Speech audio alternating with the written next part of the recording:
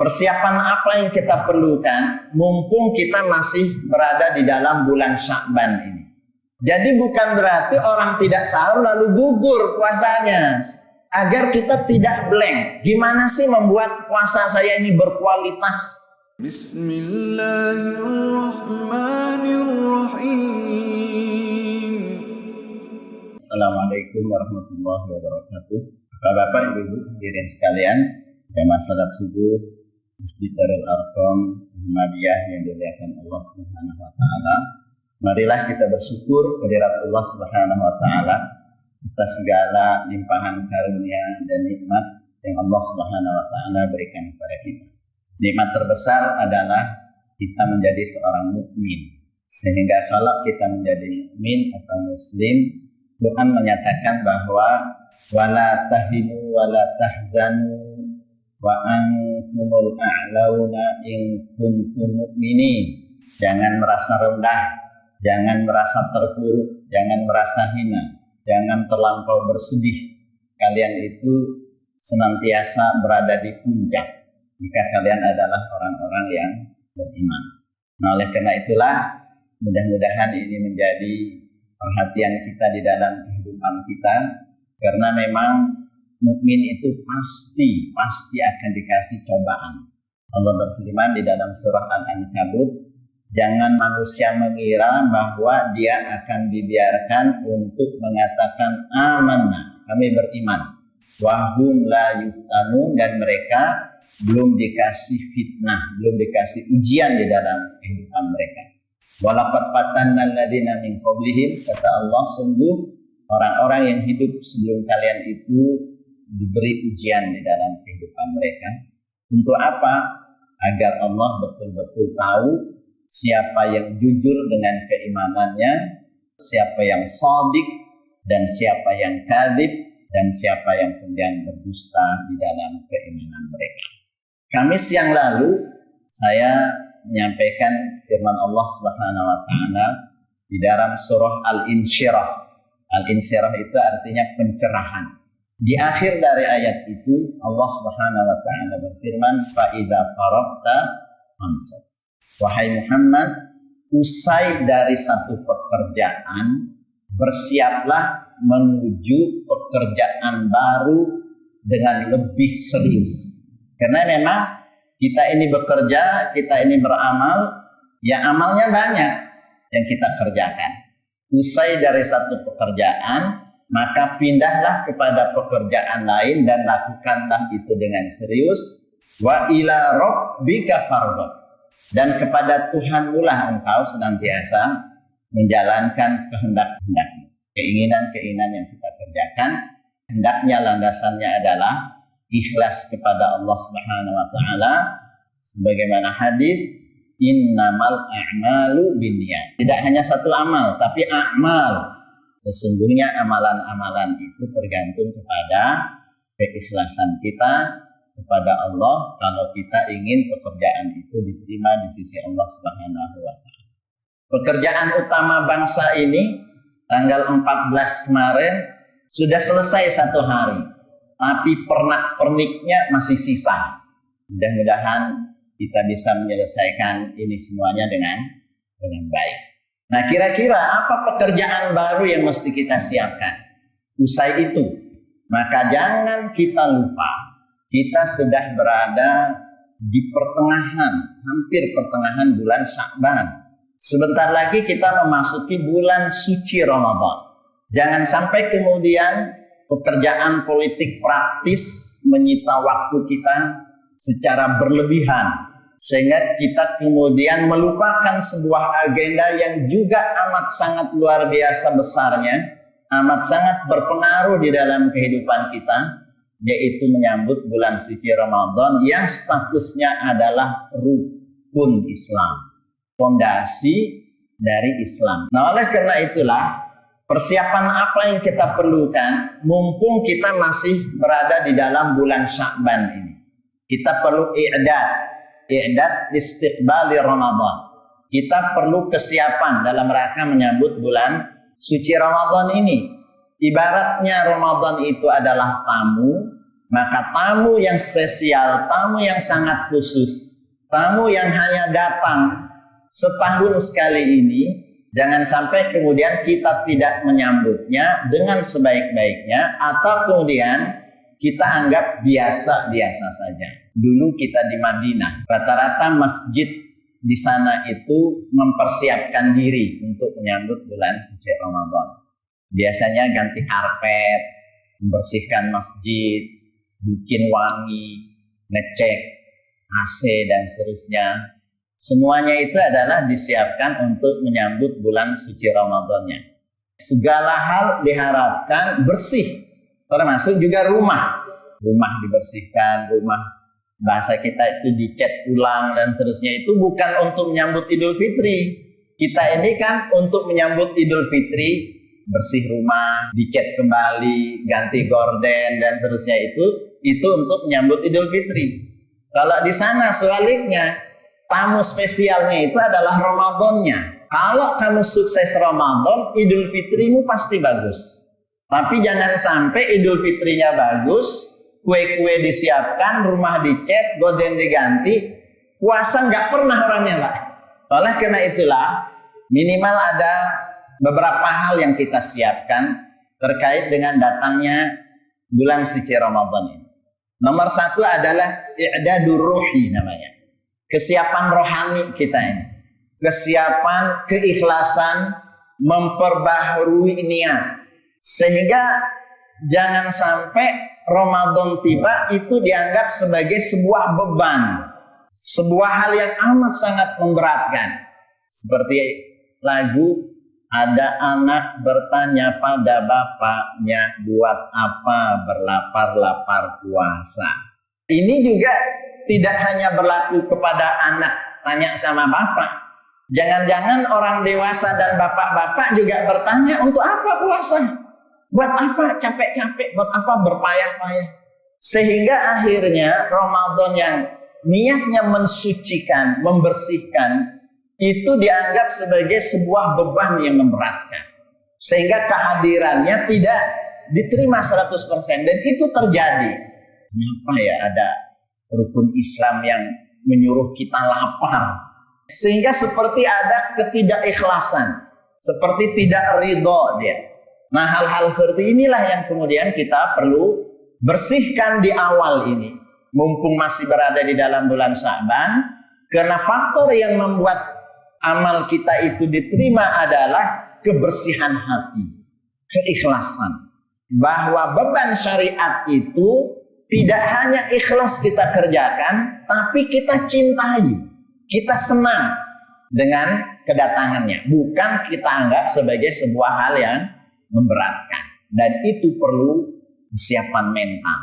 Yauma la yanfa'u malun wala banun illa man atallaha biqalbin salim. Hari kiamat nanti gak berguna, gak bermanfaat harta ataupun anak kecuali orang yang datang kepada Allah dengan hati yang bersih. Maka bersihkanlah hati.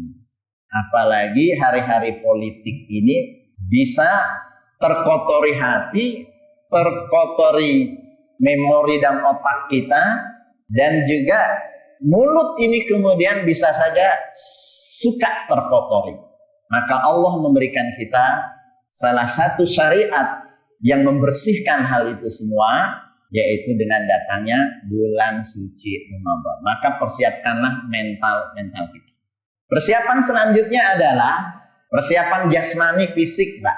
Jadi ibaratnya Nabi SAW itu memperbanyak puasa pada bulan Sya'ban ini. Bahkan disebutkan hampir banyak yang dilakukan pada bulan Sya'ban ini. Nah, kalau kita belum start berpuasa pada bulan Sya'ban ini, maka sebetulnya momentum hari ini hari Kamis, dipaskan dengan Kamis. Kemudian besok Jumat, itu Ayyamul Bid, nisfu Sya'ban, 13, 14, 15. Sebetulnya pertengahan setiap bulan. Yang dianjurkan memang kita berpuasa itu Jumat, Sabtu, Ahad, ketemu lagi Senin. Jadi pas diniatkannya juga adalah Senin Kamis dan Ayyamul Bid bertepatan juga dengan bulan Sya'ban. Yang Nabi menganjurkan kita memperbanyak puasa. Nah, apa kaitannya dengan fisik? Kalau kita nggak nyoba, kita nggak tahu kemampuan fisik kita nanti pada 1 Ramadan. Sejauh mana ini? Karena kita belum cek. Jangan-jangan begitu 1 Ramadan, karena wajib dan harus kita berpuasa, mau tidak mau, sahur atau tidak. Ingat, sahur itu hukumnya sunnah dan afdal. Jadi bukan berarti orang tidak sahur lalu gugur puasanya. Nggak ada kaitannya. Tetap wajib ya. Nah, oleh karena itu kita cek mulai sekarang. Saya sahur nih. Jam berapa saya sahur, apa yang saya makan, dan seterusnya. Itu perlu kesiapan. Jangan sampai begitu 1 Ramadan, seluruh penyakit keluar. Apa kira-kira? Kolesterolnya naik, gulanya naik, lalu kemudian mahnya kambuh dan seterusnya. Karena tidak punya kesiapan untuk ngecek dulu fisik kita. Nah, kapan itu kita lakukan? Laksanakanlah puasa sunnah. Agar kita betul-betul juga memiliki kesiapan secara jasmani, di samping tadi kesiapan secara rohani. Karena lapar itu kan berpengaruh. Kalau kita tidak menjaga dan tidak berusaha untuk ngetes terlebih dahulu, karena tiba-tiba begitu kita lakukan, mungkin saja kemudian akhirnya kita jatuh sakit 7 hari tidak puasa di awal Ramadan gara-gara kita tidak pernah ngetes tadi itu. Persiapan selanjutnya adalah i'dadul mal, kesiapan fulus, cuan, kesiapan finansial. Karena kita harus berbuka dan harus sahur. Yang itu adalah berkah. Kata Nabi, tasahharu fa inna fis sahuri barakah. Sahurlah kamu karena pada saat sahur itu ada keberkahan. Sahur mesti ada yang dimakan, ada yang diminum. Demikian juga berbuka puasa. Nah, biasanya di masjid-masjid lalu diselenggarakan buka puasa bersama. Yang patut kita tiru, Pak. Nah, ini terkait dengan pembiasaan dan kebiasaan. Jamaah kita di Muhammadiyah di Banjarmasin, hampir seluruh masjid di sana itu buka puasanya di masjid, jadi bawa keluarga semuanya. Lalu menunggu sampai waktu tarawih. Coba saja Bapak perhatikan, Masjid Al-Jihad, Masjid Ar-Rahim, Masjid Ar-Rahman, seluruh jamaah Muhammadiyahnya itu buka puasanya di masjid. Sehingga dana untuk buka puasa itu dikumpulkan di masjid. Lalu kemudian diselenggarakan kegiatan kultum sebelum buka puasa. Lalu kemudian jeda sebentar, yang rumahnya dekat mungkin dia balik. Tapi yang rumahnya jauh dari Masjid Muhammadiyah, mereka lalu tilawah Quran, baca Quran. Sampai datangnya waktu tarawih. Karena itulah kenapa infak di sana itu juga besar, karena orang berkumpul pada saat itu. Satu malam sholat tarawih di sana itu 20 sampai 25 juta itu Masjid Al-Jihad.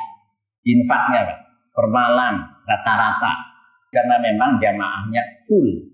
Dan fullnya itu sampai 30 Ramadan. Tidak hanya awal tarawih Pak. Nah, oleh karena itulah ini perlu kesiapan tadi.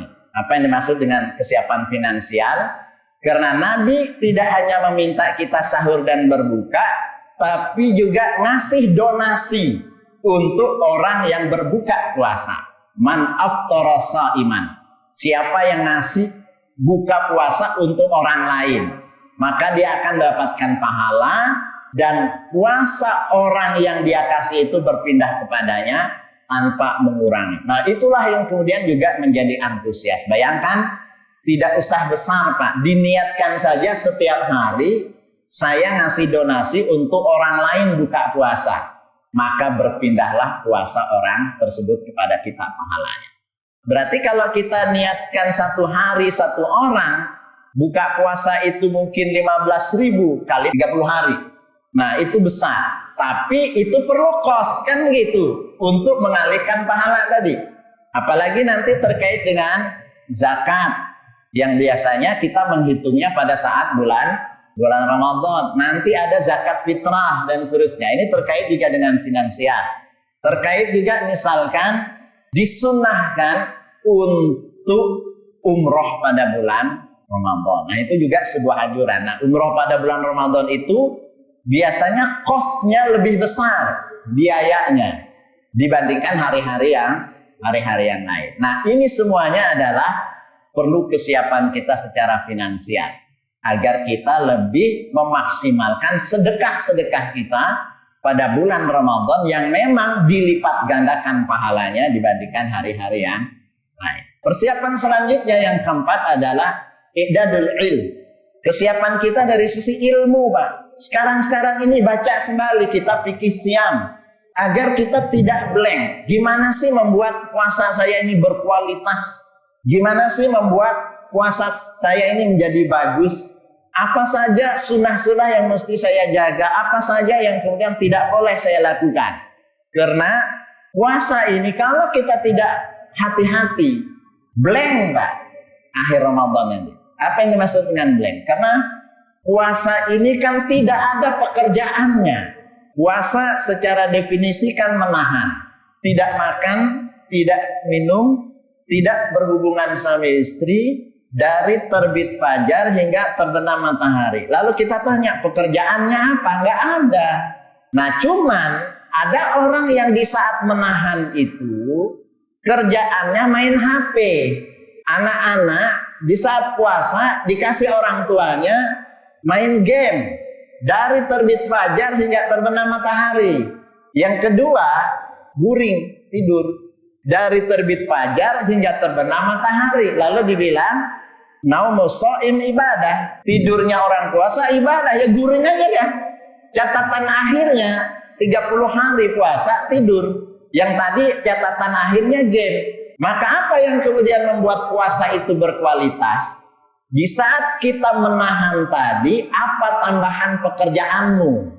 Karena itulah orang dalam rangka menambahnya itu tilawah Quran, baca Quran.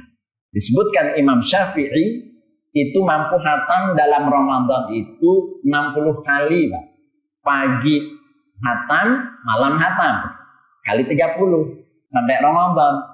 Kok bisa? Ya bisa. Dihitung saja. 1 juz itu berapa menit? Orang sekaliber Imam Syafi'i.